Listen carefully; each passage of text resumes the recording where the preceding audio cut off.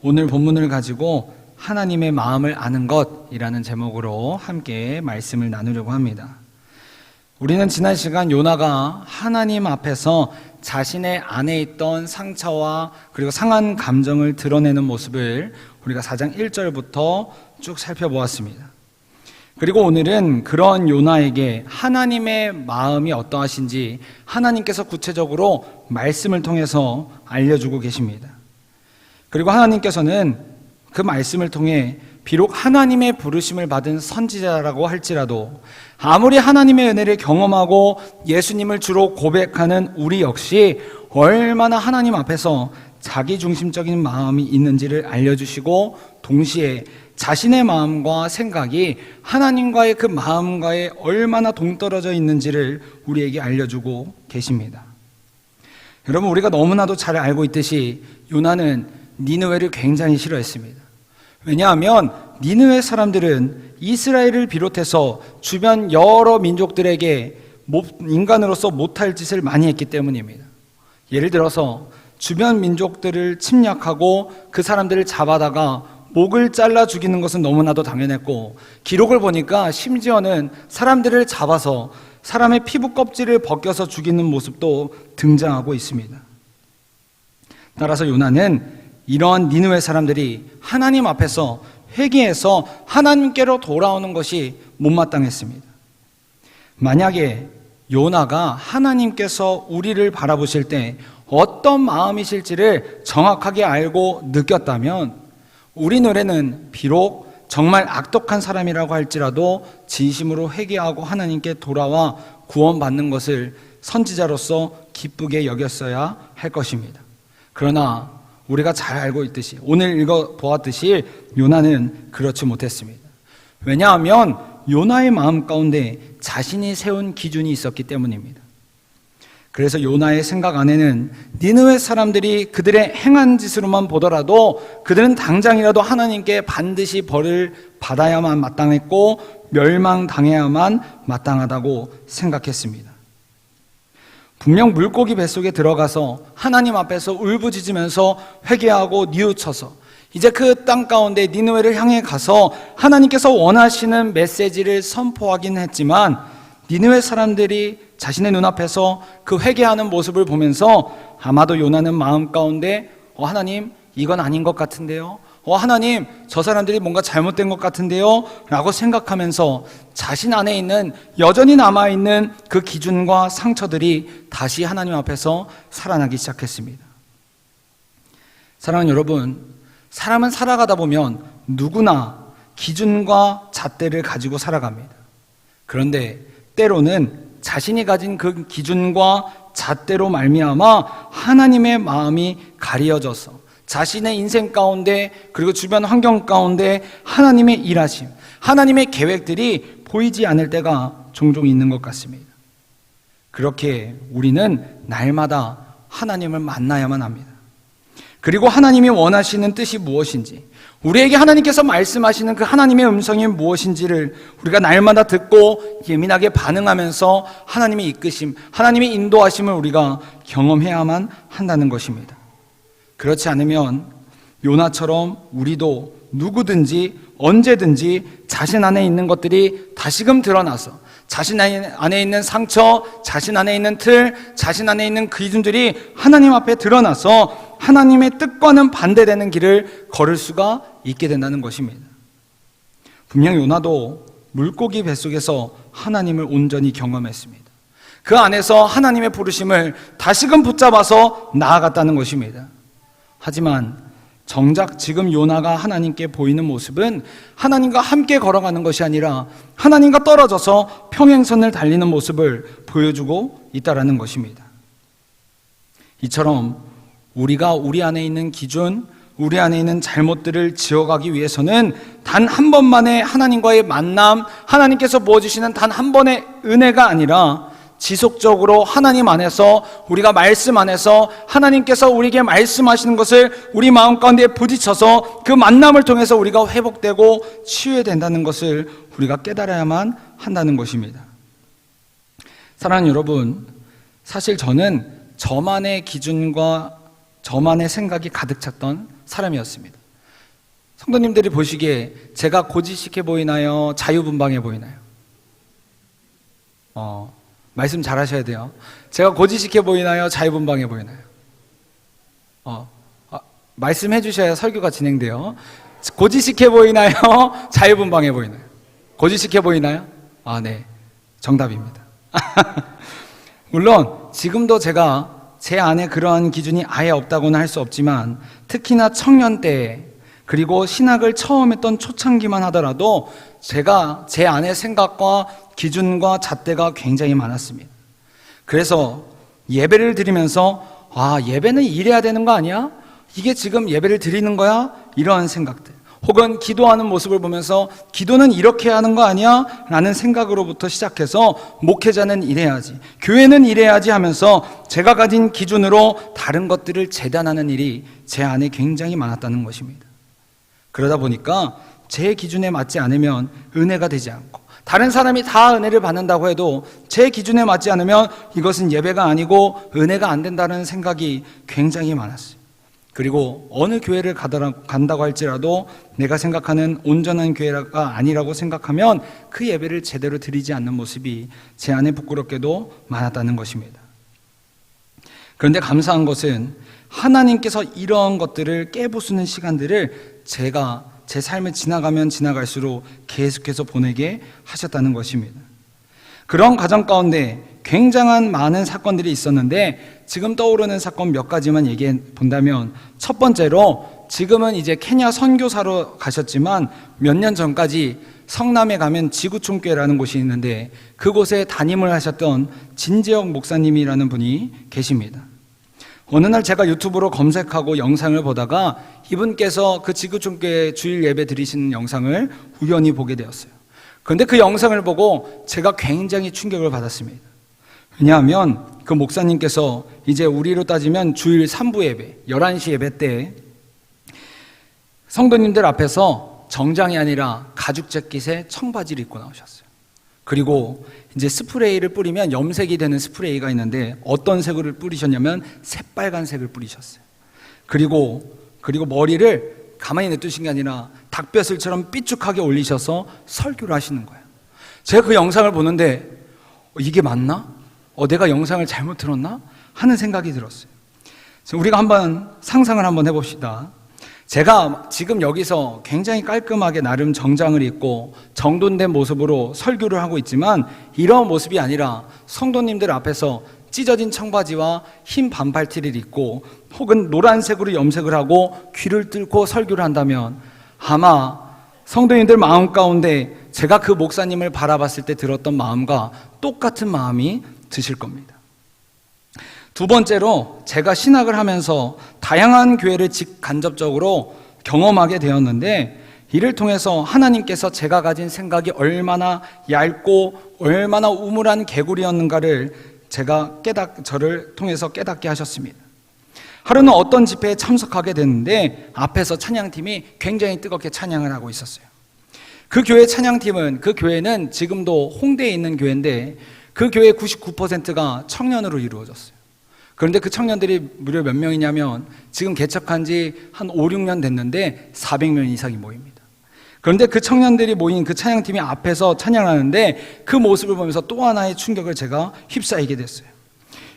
가운데에서 인도하시는 분이, 기타 들고 인도하시는 분이 목사님이셨는데 굉장히 스타일을 잘 꾸미셨어요. 그래서 수염도 있고 겉으로 보면 굉장히 인상이 험하게 생기셨어요. 제 생각 가운데 그런 생각이 있는 거예요. 어떻게 목사님이 수염을 기르고 찬양 인도할 수 있지? 어떻게 목사님 저런 모습으로 예배 인도를 할 수 있지? 주일에도 설마 저렇게 입고 저렇게 수염을 기르시고 예배를 인도하시나? 이런 생각이 들어서 한숨을 쉬면서 옆을 봤는데 옆에 있는 청년을 보니까 더 가관이에요. 피어싱이란 피어싱을 다 하고 그렇게 뜨겁게 예배를 두 손 들고 눈 감고 찬양하는 모습을, 은혜롭게 찬양하는 것을 제가 볼 수가 있었어요. 그렇게 저는 그 찬양을 드리는데 한숨을 푹푹 쉬면서 다른 사람은 찬양을 열심히 하지만 저는 찬양을 할 수가 없었어요. 그러고 나서 반대쪽을 봤는데 더 충격적인 것은 온몸에 타투가 있는 거예요. 그 모습을 보면서 지금 이 예배 가운데 하나님께서 과연 받으실까? 이런 생각을 하게 됐습니다. 저는 이러한 일련의 사건들을 경험하면서 처음에는 말씀드렸던 것처럼 굉장한 충격을 받게 되었습니다. 그리고 집에 돌아가서부터는 고민하고 묵상을 하기 시작했어요. 저들은 예배를 드리면서 은혜를 분명히 받고 있는 것 같은데 이 회중들 가운데 저 모습을 통해서도 굉장히 은혜를 받고 있는 것 같은데 왜 나는 그 모습을 보면서 은혜를 받지 못하고 있을까? 왜 그 예배 가운데 하나님의 임재를 경험하지 못하고 하나님을 만나지 못할까? 이와 같은 생각을 하면서 하나님께 지속적으로 물어보는 시간을 가졌습니다. 그때 하나님께서 저에게 주신 말씀은 하나님은 어디에 한 곳에 갇혀 있는 분이 아니다라는 생각을 주셨습니다. 쉽게 말해서 지금은 우리가 여러 악기로 찬양을 하지만 예전에 한국교회 안에서 어떠한 생각이 있었냐면 저 드럼 가운데 저 드럼을 이용해서 하나님을 찬양하는 것에 대해서 굉장히 큰 부담을 느꼈던 적이 있었습니다. 사람들 마음 가운데 이런 마음이 있었죠. 어디 사탄의 악기로 하나님을 예배하는가? 저렇게 쿵쾅쿵쾅 거리는 것으로 어떻게 하나님을 예배하는가? 하나님을 찬양하는가? 이러한 생각을 가지면서 거부하던 때가 있었다는 것입니다. 하지만 오늘날에는 드럼뿐만 아니라 여러 악기로, 심지어는 우리가 들어보지도 못한 악기로, 보지도 못한 악기로 하나님을 뜨겁게 찬양하고 예배하고 그 가운데 은혜를 받고 하나님의 임재를 경험하는 예배가 수많은 곳에서 이루어진다는 거예요. 이처럼 우리 하나님은 어디에 갇혀 있는 분도 아니고 하나님을 찬양하고 예배를 하기 위해서는, 예배를 드리기 위해서는 우리가 특정 방법과 모습만을 유지해야 한다는 것이 아니라는 거예요. 중요한 것은 우리가 지금 어떤 마음으로 하나님 앞에 나왔는가, 내가 하나님의 임재를 얼마나 구하고 있는가, 하나님의 은혜 가운데 얼마나 우리가 나아가고 있는가, 이것이 중요하다는 것입니다. 오늘 하나님께서 요나를 통해 우리에게 말씀하시는 것도 우리 안에 있는 기준, 우리 안에 있는 생각, 우리 안에 있는 그 마음을 버리고 하나님께 온전히 집중할 때 우리는 하나님의 마음을 알아갈 수 있고 그 하나님께서 우리에게 말씀하시는 하나님의 음성에 귀를 기울일 수 있으며 이를 통해서 우리가 하나님의 뜻에 따라서 살아갈 수 있다는 것을 분명하게 말씀하고 있다는 것입니다. 그러므로 사랑하는 여러분, 바라기는 우리 모두가 날마다 하나님께 나아갈 때 나의 생각과 기준, 내가 가지고 있는 그 틀을 지워버리고 순전한 마음으로 전심으로 하나님께 나아갈 수 있길 간절히 바랍니다. 그리하여 날마다 우리가 하나님의 마음으로 젖어들어서 주님의 뜻하심을 우리가 순종하며 걸어갈 수 있길 간절히 원합니다. 사랑하는 여러분, 하나님께서는 이와 같이 부족하고 연약한 우리를 잘 아시기 때문에 우리를 기다려주시고 만나주시는 분이십니다. 그래서 오늘 본문 속에서도 하나님은 요나를 포기하지 않으시고 직접 찾아가셔서 요나를 설득하고 계십니다. 여러분, 지금 요나가 보이는 모습은 탕자의 비유에 나와 있는 첫째 아들의 모습과 똑같습니다. 자기의 동생이 거지의 모습으로 아버지께 돌아오자 아버지는 그를 끌어안고 입 맞추고 회복시키며 그를 위해서 잔치를 열었습니다. 그런데 이 모습을 본 큰 아들은 그 모습이 이해가 되지 않아서 아버지께 화를 내었습니다. 아버지, 동생이 뭐 그렇게 이쁘다고 저 허랑방탕하게 살다가 돈이 떨어지니까 거짓골로 아버지께 돌아온 그 동생이 뭐가 이쁘다고 지금 잔치를 열어주십니까? 화를 내면서 아버지께 따지기 시작했습니다. 그는 자신이 가지고 있는 기준에 어긋나서 화를 내었던 것입니다. 그러나 큰아들은 정작 중요한 아버지의 마음을 전혀 알지 못했습니다. 그동안 자신의 아들이 죽었을까 노심초사하고 걱정하던 그 아버지의 사랑, 그 아버지의 마음을 전혀 알지 못했다는 것입니다. 사랑하는 여러분, 우리 하나님은 분명 우리가 행한 대로 판단하시고 보응하시는 분이십니다. 왜냐하면 하나님은 결코 죄와 함께 할 수 없는 거룩한 분이시고 정의의 하나님이시기 때문입니다. 그러나 동시에 우리가 명심해야 할 것은 하나님은 우리를 사랑하시기 때문에 돌아오기만 한다면 기다리시고 기회를 주신다는 거예요. 그리고 돌아오기만 하면 그 죄를 은혜 가운데 덮으시며 하나님의 사랑을 표현하신다는 것입니다. 당시에 니느웨는 죄악으로 번성했던 도시였습니다. 성경은 오늘 보면 11절에서 말하듯 12만 명이나 죄악에서 허덕이고 있다라고 말하고 있습니다. 하지만 하나님께서는 그 도시마저도 너무나 사랑하셨기 때문에 매를 드셔서 자기의 사랑을 먼저 표현하기보다는 기다려주시고 말씀하시고 기회를 주시면서 그 사랑을 먼저 표현하셨다는 것입니다. 그리고 하나님께서는 그 사랑으로 우리를 부르시고 우리가 죄악 가운데 허덕일 때 구원을 받을 수 있는 존재로 부르셨다는 것입니다. 그렇게 우리는 언제나 하나님의 사랑을 알고 그 사랑을 통해 하나님의 마음이 어떠하신지를 깨닫고 걸어가야만 한다는 것입니다. 그런데 사랑하는 여러분, 우리가 하나님의 마음을 알고 하나님의 마음을 깨닫고 걸어간다는 것은 생각보다 쉽지는 않는 것 같습니다. 왜냐하면 지금은 하나님과 교제하고 온전히 은혜 가운데 거한다고 할지라도 우리가 세상 가운데 조금의 틈만 보이면 언제든지 요나처럼 우리 안에 있는 쓴뿌리, 우리 안에 있는 감정, 생각들이 우리 가운데 막 밀려와서 우리가 넘어지는 그 유혹하는 순간이 순간순간 찾아오기 때문입니다. 그럼에도 불구하고 우리에게 은혜가 있는 것을 우리 하나님께서 우리가 걷는 속도에 맞춰서 기다려주시고 이끌어주시며 보듬어 주신다는 사실인 줄 믿습니다. 이를 보여주는 것이 바로 요한복음 21장의 말씀입니다. 21장을 보시면 그토록 예수님을 따르던 제자들이, 따르던 그 사람들이 자신의 상처와 한계 때문에 또다시 갈릴리 호수로 돌아가는 모습을 우리가 살펴볼 수 있습니다. 분명 부활하신 예수님을 만났던 이들은 이제 삶의 현장 가운데서 제자된 모습으로서 이제 예수님을 대신하여서 그 복음을 전하면서 사는 것이 바람직한 모습인데도 불구하고 자신들 안에 있는 여전히 아물지 않은 그 감정과 아물지 않은 그 상처와 한계로 인해서 예수님을 만나기 이전의 모습으로 돌아갔다는 것입니다. 나는 못해. 나는 예수님을 3번이나 부인했잖아. 그런데 내가 무슨 예수님의 제자야. 나 말고 다른 사람이 하겠지. 예수님이 십자가에 못 박히실 때 나는 그곳에서 무서워서 피했는데 이제 와서 내가 무슨 염치로 하나님께 나와서 예수님을 따라갈 수 있겠어? 이와 같은 잘못된 생각과 상처들로 인해서 제자들은 요나처럼 원래의 자리로 돌아가게 되었다는 것입니다. 하지만 예수님께서는 그런 제자들을 직접 찾아가셔서 만나주셨습니다. 그들의 속도에 맞춰서 기다려주시고 은혜를 베푸셨다는 것입니다.